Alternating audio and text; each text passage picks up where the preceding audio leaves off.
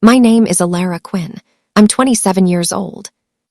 On the night of my wedding anniversary, my father-in-law humiliated me in front of everyone. He said I was worthless, that I had no status, that I had destroyed his son's future. I looked at my husband, just hoping he would say something. But he didn't.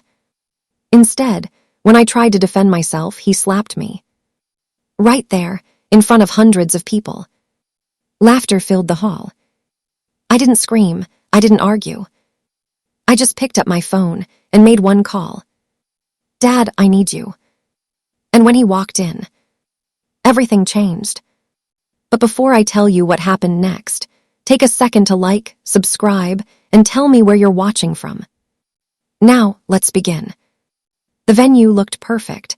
Soft golden lights, elegant music, people smiling, celebrating. For the first time in months, I felt like I belonged. My husband, Rowan, was laughing with guests. His parents were greeting people warmly. No cold looks. No sarcastic comments. For a moment, I believed things had finally changed. But they hadn't. I met Rowan 2 years ago at work. I was quiet, focused, invisible. He was the opposite, confident, charming, surrounded by people. One day, he walked up to me and started a conversation. Something small, something simple. But that moment changed everything. We started spending time together. Coffee breaks, late evenings, long talks. With him, I felt seen. Not judged, not measured, just accepted. And when he asked about my family, I lied. I don't have anyone, I told him. Not because it was true, but because I wanted him to choose me, not my background.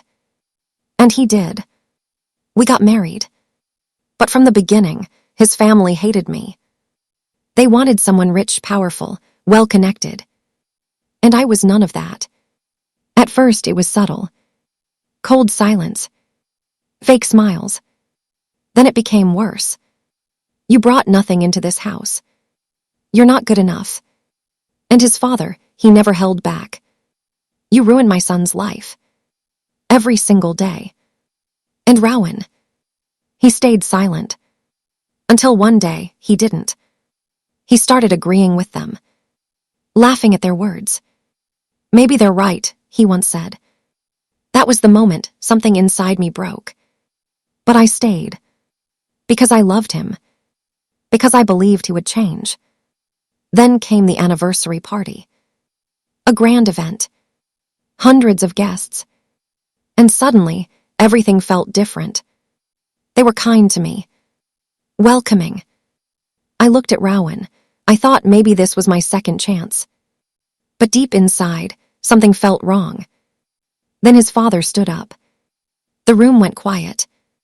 He raised his glass and smiled. 1 year of marriage, he said. People clapped lightly. Then he looked at me. And the perfect time to reveal the truth. My heart dropped. My son made the biggest mistake of his life, he said. And then he pointed at me. This is that mistake. Whispers spread across the room.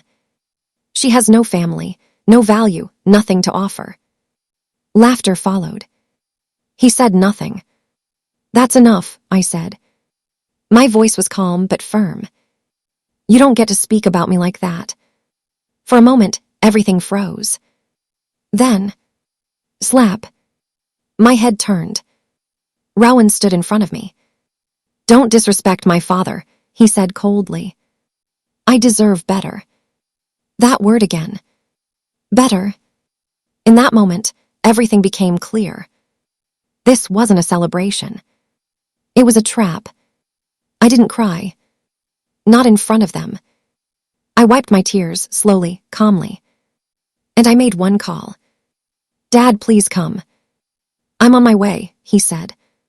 They laughed. Who are you calling? His father mocked. You said you had no one. I didn't respond. I just waited. Then the doors opened. The atmosphere changed instantly. A man walked in.